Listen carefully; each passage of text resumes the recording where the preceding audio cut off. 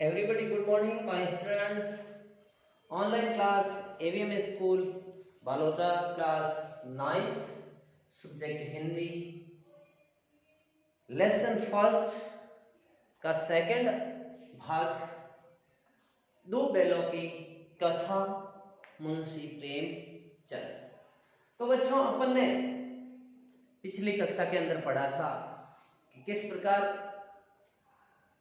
झूरी ने उन हीरा और मोती को अपने साला के साथ भिजवा दिया, बेच दिया, और किस प्रकार बेचने के बाद जब उनको पता चला कि हम दूसरों के हाथ में चले गए हैं, तब वो आनाकानी करने लगे। और वहां गए तो भी उन्होंने चारा पाना था नहीं पिया, खाया कुछ भी नहीं, खाया कुछ भी नहीं किया, और पूरी रात ऐसे ही पगहे के बंधे हुए बैठे रहे। जो ही झूरी के साले के घर के अंदर सोता पड़ा, और सोता पड़ते ही मौका पाकर वो जो पगहे जो पैरों में रस्सी बंधी हुई थी उसको तोड़कर वो वहां से चल पड़े, और सीधे कहाँ आकर उन्होंने आराम किया, वापस उसी जगह पर। किसकी जगह पर? वही जहां पे झूरी बांधा करता था, उसी जगह पर आकर बैठ गए। और सुबह जल्दी जब सूर्य उदय हुआ, तब अपने घर के सामने गर्दन ऊंची करके कुछ खाने पीने के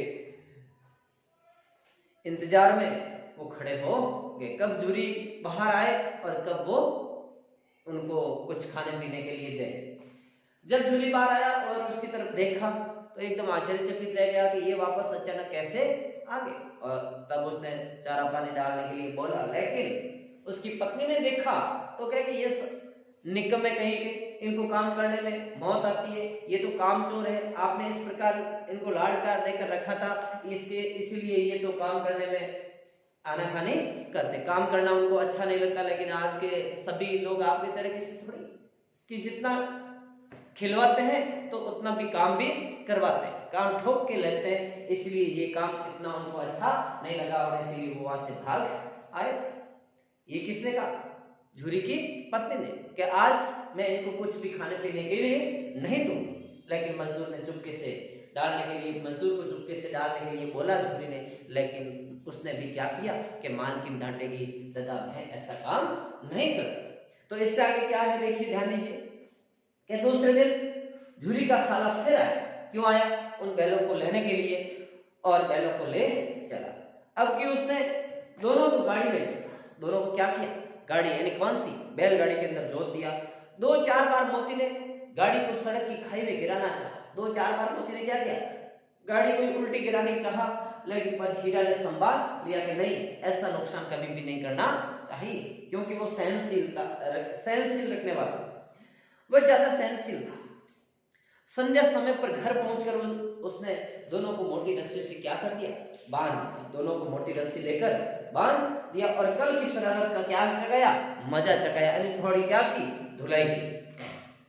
फिर वही सूखा भूसा डाल दिया, यानी वही कोई उसके अंदर मिलावट यानी खली वगैरह ये मिलावट नहीं किया, और सूखा डाल दिया। अपने दोनों बैलों को खली चूनी और सब कुछ दे दी, लेकिन कुछ भी मिलावट उसके साथ में नहीं। दोनों बैलों का ऐसा अपमान कभी नहीं हुआ था जो झूरी का साला कर रहा था। झूरी उन्हें फूल की छड़ी से भी न छूता था, लेकिन फूल की छड़ी यानी फूल कितना होता है? कोमल, उसके द्वारा यदि कोई भी छड़ी बना दी जाए तो भी उससे वो मारता नहीं था। लेकिन इन्होंने तो लकड़ी लेके अच्छी तरीके से क्या की? धुलाई कर। उसके टिटकार पर दोनों उड़ने लगते थे। जो ही वो टिटकार बताए, कोई भी जानवर को अपन करते हैं ना हटाने के, उनको दौड़ने ऐसे, तो वो आवाज उसने करते ही वो दौड़ पड़ते थे। या मार पड़ी, आहत सम्मान की व्यथा तो थी ही, यानी व्यथा यानी पीड़ा तो थी, आहत की, घायल होने की, सम्मान की वो तो मन के अंदर, लेकिन उस पर मिला क्या? सूखा और भूसा। यानी वो तो पीड़ा थी कि हमारा सम्मान नहीं है, यहाँ पे घायल किया जा रहा है, बहुत ऐसा विचार नहीं, लेकिन वो तो कुछ नहीं, लेकिन क्या? सूखा भूसा दिया ना, वो हमारे को अच्छा नहीं लगा। नाक की तरफ आंख तक न उठाना, यानी उनकी तरफ, नाक की तरफ जहां पे खली भूसा डाला था उसकी तरफ देखना भी नहीं, उन्होंने देखा ही नहीं। दूसरे दिन गया ने बैलों को हल में जोत दिया, और दूसरे दिन उदय हुआ, और सूर्य उदय होते ही बैलों को क्या कर दिया? हल में जोत दिया। पर इन दोनों ने जैसे पांव न उठाने की कसम खा ली, और उन्होंने दोनों ने कसम खा ली, इशारों से समझ गए, आंखों के इशारों से कि बस अपने को चलना नहीं, एक जगह स्थिर हो गए। वह मारते मारते थक गया पर उन्होंने पांव तक भी नहीं उठाई। मारा अच्छी तरीके से झुरी के साले ने उन दोनों को, लेकिन वो हिले तक भी नहीं। एक बार जब उस निर्दयी ने, निर्दयी किसको कहते हैं? जिसको किसी प्रकार की क्या नहीं आती हो, दया, दया नहीं आती, ने हीरा की नाक पर खूब डंडे जमे, हीरा की नाक के ऊपर क्या डंडे मारे, तो मोती का गुस्सा काबू के बाहर हो गया। काबू से बाहर होना यानी बस में नहीं, काबू से बाहर हो गया। हल लेकर क्या हो गया, भाग गया। हल, रस्सी, जुआ, जोत सब टूट टाट कर बराबर हो गया। गले में बड़ी बड़ी रस्सियां न होती तो दोनों पकड़ाई में नहीं आते, बड़ी बड़ी रस्सियां नहीं होती तो दोनों पकड़े भी नहीं जाते। रस्सी की वजह से उन दोनों को क्या कर लिया गया, पकड़ लिया। हीरा ने मुख भाषा में कहा, भागना व्यर्थ है। हीरा ने मुख भाषा यानी वो क्योंकि बोल नहीं सकते थे, अपने चेहरे से क्या करते थे, ये गर्दन हिलाकर आपस में समझा अपने एक दूसरे के विचार को समझ सकते थे। तो उन्होंने क्या कहा कि भागना अपने लिए क्या है, व्यर्थ है। मोती ने उत्तर दिया कि तुम्हारे तो इसने जान ही ले ली थी और अब की बार बड़ी मार पड़ी और अभी ऊपर से तू कह रहा है कि भागना व्यर्थ है, और अब की बार तो तूने बहुत तुझे मारा इसने, लेकिन अब की बार और ज्यादा पड़ेगी। तो उसने क्या जवाब दिया, पढ़ दे। बैल का जन्म लिया है तो मार से कहां तक बचेंगे? यदि बैल का जन्म लिया तो मारना स्वाभाविक, हर कोई मारेगा तो सहन तो करना ही पड़ेगा। गया दो आदमियों के साथ दौड़ा आ रहा है। दोनों के हाथों में क्या है, लाठी। दो आदमियों और हाथों में क्या लिए, लाठी। मोती बोला, कहो तो दिखा दो कुछ मजा, मैं भी लाठी लेकर आ रहा है। तो कि ये लाठी लेकर आ रहा है, यदि हीरा को छुट्टी दे है तो मैं इनको भी क्या करूं, मजा चखा दूं। हीरा ने समझाया, नहीं भाई, खड़े हो जाओ। क्या हो जाओ, अपनी जगह पे खड़ा। मुझे मारेगा तो मैं भी एक दो को गिरा दूंगा, मुझे मारेगा तो मैं एक दो को तो गिरा दूंगा। नहीं, हमारे जाति का ये धर्म नहीं कि जो रखवाला होता है, जो अपने को देख रेख करता है, उसके ऊपर हाथ उठाना, ये हमारा धर्म नहीं है। मोती दिल में ऐड कर लिया, दिल को काबू कर लिया और वो वही रुका। गया आ पहुंचा और दोनों को पकड़ कर ले चला। क्वेश्चन हुई कि उसने इस वक्त क्या नहीं की, मारपीट नहीं की, यानी उनको मारा नहीं तो मोती भी पलट पड़ता। अब मारा नहीं इसलिए मोती ने भी अपना हाव भाव दिखाया, नहीं तो दोनों क्या हो जाते, उनके ऊपर टूट पड़ते। उसके तेवर देख कर गया और उसके सहायक समझ गए, यानी तेवर यानी जो उनका गुस्सा था हीरा और मोती का, वो गुस्सा देखकर वो गया समझ गया, उसके आदमी भी समझ गए। इसलिए इस वक्त उन्होंने क्या कर दिया कि टाल यानी इनको छोड़ना ही उचित समझा। आज दोनों के सामने फिर वही सूखा भूसा डाला गया और वापस वही सूखा भूसा डाला गया। दोनों चुपचाप खड़े रहे, घर के लोग भोजन करने लगे और दोनों चुपचाप खड़े रहे और भोजन क्या करने लगे। उस वक्त छोटी सी लड़की 2 रोटियां लिए निकली और दोनों के मुंह में लेकर चली कि अब घर से एक छोटी सी लड़की निकली, और क्योंकि रोजाना वो बच्ची रहती थी तो दोनों के एक उसको दया आ गई तो एक रोटी उसके मुंह में दे दी। उस एक रोटी से इनकी भूख तो क्या शांत होती, पर दोनों के हृदय में मानो भोजन मिल या अपने भोजन को मिल जाने की तसल्ली देकर मन को समझा दिया और अपनी भूख को शांत कर लिया। यहाँ भी किसी सज्जन का वास है। तब उन्होंने कहा कि हाँ वास्तव में यहाँ पे भी कोई सज्जन रहता है। सज्जन क्योंकि वो एक तरफ तो मारपीट और एक तरफ वही छोटी सी लड़की 2 रोटी लेकर आई। तब उन्होंने क्या कहा कि यहाँ पे भी कोई सज्जन लोग रहते हैं। लड़की भैरव की थी। लड़की कौन थी? भैरव की। उसकी माँ मर चुकी थी, सौतेली माँ उसे मारती थी, यानी भैरव की थी उसकी, यानी साले का नाम क्या, भैरव।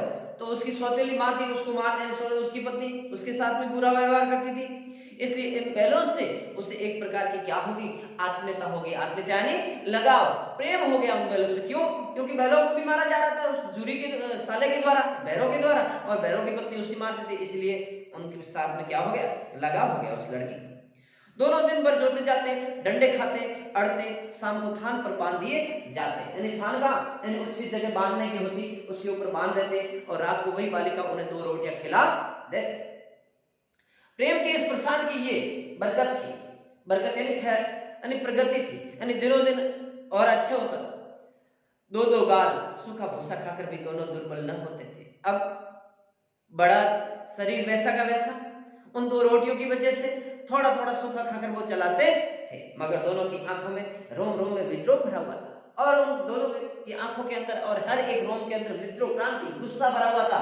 लेकिन उस 2 रोटी के कारण वो अपने भूख को शांत करके वो दुर्बल होते नहीं थे, कमजोर नहीं होते। एक दिन मोती ने मुख भाषा में कहा, अब तो नहीं सहा जाता हीरा, कि अब मेरे से ये सब कुछ सहन नहीं होता, तो क्या करना चाहते हो? हीरा ने कहा, एक आध को सींगों पर उठाकर फेंक दूंगा। मोती ने क्या जवाब दिया वापस, कि एक आध को अपने सींगों पर उठाकर क्या कर दूं? फेंक। लेकिन जानते हो वो प्यारी लड़की जो हमें रोटियां खिलाती है उसी की लड़की है, लेकिन जानते हो कि आप यदि फेंक दोगे ना तो उसी भैरव की लड़की है जो अपने वो को रोटियां देती है ना वो, तो फिर इस घर का मालिक कौन होगा? अपन मार देंगे उसको तो मालिक कौन है? वह बेचारी अनाथ हो जाएगी। अनाथ किसको कहते हैं? जिसके माता पिता ना हो, उसको हम क्या कहते हैं? अनाथ कहते हैं। क्या कहते हैं? अनाथ। इसलिए वो बेचारी मारी जाएगी नहीं। तो मालकिन को ना फेंक दूं, तो क्या मालकिन को फेंक दूं? वो उसको तो मारती है ना, वही तो उस लड़की को मारती है ना, इसलिए उसको। तो वापस जवाब क्या देता हीरा कि लेकिन औरत जात पर सिंह चलाना मना है। ये भूल जाते हो, ये भूल जाते हो कि अपने जीवन में यही सीखा कि औरत जात के ऊपर, यानी कोई भी होता है तो अर्थ क्या हो, औरत क्या होती है? अबला होती है। क्या होती है? अबला। इसलिए औरत के ऊपर कभी भी हाथ उठाना नहीं चाहिए। तुम तो किसी तरह निकलने ही नहीं देते। कौन कहता है? मोती कहता है हीरा को कि तुम तो निकल नहीं देते, बताओ तो क्या मैं तोड़ाकर, यानी रस्सी जो बंधी हुई है उसको तोड़ाकर भाग जाऊं? हाँ, ये मैं स्वीकार करूंगा, लेकिन इतनी मोटी रस्सी टूटेगी कैसे? हाँ, ये मुझे स्वीकार है कि अपन क्या करें, रस्सी को तोड़वाकर भाग जाए, लेकिन ये टूटेगी कैसे? इसका एक उपाय है, पहले रस्सी को थोड़ा सा चबा लो, फिर एक झटके में जाती है कि पहले तो रस्सी को थोड़ा सा चबा लो और फिर तो एक झटके से क्या हो जाएगी? टूट जाएगी। रात को जब बालिका रोटियां खिलाकर चली गई, दोनों रस्सियां चबाने लगे और बालिका रोटी देकर चली गई, सब सोता पड़ गया तो दोनों उस रस्सी को क्या करने लगे? खाने लगे। पर मोटी रस्सी मुंह में ना आती थी, बेचारे बार बार जोर लगाकर रह जाते थे। मोटी रस्सी तो मुंह में नहीं आती थी, करे क्या बेचारे? सहसा यानी अचानक घर का दरवाजा खुला और वही लड़की निकल पड़ी, बाहर आई। दोनों सिर झुकाकर उसका हाथ चाटने लगे, दोनों की पूंछें खड़ी हो गई कि हम भागने के लिए तैयार हो, यानी वो अपने हाव भाव ऐसे समझाने लगे उस लड़की को। उसने उनके माथे सहलाए और बोली, क्या आपको खोल दूं? कौन बोली? लड़की। चुपके से भाग जाओ, नहीं तो यहाँ लोग आपको क्या कर देंगे? मार डाले। आज घर में सलाह हो रही है कि इनकी नाकों में नाक डाल दी जाए। नाक समझते हो? यानी रस्सी जो नाक के अंदर दोनों तरफ बांध कर ऐसे सींगों से बांध दी जाती है, फिर उसमें रस्सी खींची जाती है। क्या ऐसे घर में सलाह हो रही है, इसलिए आपको मैं खोल देती हूँ, आप यहाँ से भाग जाओ। उसने ग्राफ खोल दिए, यानी रस्सी जो बंधी हुई थी गले में उसको खोल दी, पर दोनों चुपचाप खड़े रहे कि नहीं भागेंगे नहीं। मोती ने अपनी भाषा में पूछा, अब चलते क्यों नहीं? हीरा ने कहा, चले तो, लेकिन कल इस अनाथ पर आपस आ जाएगी। मुसीबत किसकी? इस लड़की के ऊपर अनाथ आ जाएगी ना मुसीबत, कि इसने खोला तो इसके साथ मारपीट हो जाएगी। सब इसी पर संदेह करेंगे कि इसने ही खोला है, क्योंकि ये लगाव रखती है ना, इसीलिए। सहसा अचानक बालिका चिल्लाई, दोनों फूफा वाले बैल भागे जा रहे हैं। ओ दादा, ओ दादा, दोनों बैल भागे जा रहे हैं, जल्दी दौड़ो, जल्दी दौड़ो। वहां से बैलों को भगाया और भगाने के बाद वही चिल्लाने लगे कि अब वो भागे। गया हड़बड़ा कर, यानी जैसे तैसे करके भीतर से निकला और बैलों को पकड़ने चला। वे दोनों भागे, गया ने पीछा किया और तेज हुए। गया ने शोर मचाया, फिर गांव के कुछ आदमियों को भी साथ लेने के लिए लौटा। दोनों मित्रों को भागने का मौका मिल गया। अब आदमियों को लेने गया, तब तक तो वो दोनों मित्र हीरा और मोती भाग गए, सीधे दौड़ते चले गए, यहाँ तक कि मार्ग का ज्ञान न रहा। जिस परिचित मार्ग से आए थे उसका या पता न था। नए नए गांव मिलने लगे। जब दोनों एक खेत के किनारे खड़े होकर सोचने लगे कि अब हमें क्या करना चाहिए, क्योंकि रास्ता भटक गए। हीरा ने कहा, मालूम होता है राह भूल गई। हीरा ने कहा कि अपन रास्ता तो भूल गए। तुम भी बेतहाशा भागे और वही उसे मार गिराना था, कि तुम भी पागल की तरह भागता रहा कि वही उसको मार गिराते तो अपन रास्ता थोड़ी भूल। उसे मार गिराते तो दुनिया क्या कहती? वह अपना धर्म छोड़ दे। लेकिन हम अपना धर्म क्यों छोड़े? कि वो अपना धर्म छोड़ दे, लेकिन अपन अपना धर्म क्यों छोड़े? ऐसा अपने को नहीं करना चाहिए। दोनों भूख से व्याकुल हो रहे थे, मर रहे थे, भूखे मर रहे थे। खेत में मटर खड़ी थी, पास ही खेत के अंदर मटर थी। चढ़ने लगे, रह रहकर आहट लेते रहे, वापस इधर उधर देखते रहे, कोई आ तो नहीं रहा है। जब पेट भर गया, दोनों ने आजादी का अनुभव किया कि अब तो भूख शांत हो गई, कि अब हम क्या है, आजाद हो गए। तो मस्त होकर उछलने कूदने लगे। पहले दोनों ने डकार ले ली, यानी डकार समझते हो अच्छा, कि खाना खाने के बाद आती है ना अपने। फिर सींग मिला और एक दूसरे को ठेलने लगे, यानी मस्ती करने लगे। मोती ने हीरा को कई कदम पीछे हटा दिया, यहाँ तक कि वह खाई में गिर गया। तब उसे भी क्या आ गया, क्रोध आ गया, गुस्सा आ गया, संभल कर उठा और फिर मोती से मिल गया। मोती ने देखा खेल में झगड़ा हुआ चाहता है, तो वो क्या हो गया, किनारे हो गया। किनारे हो जाना, पीछे हट जाए। तो बच्चों, ये अपना दूसरा पैराग्राफ कंप्लीट। इसी के साथ मैं अपनी वाणी को ये विराम देता हूँ। आगे की अगली क्लास के अंदर धन्यवाद।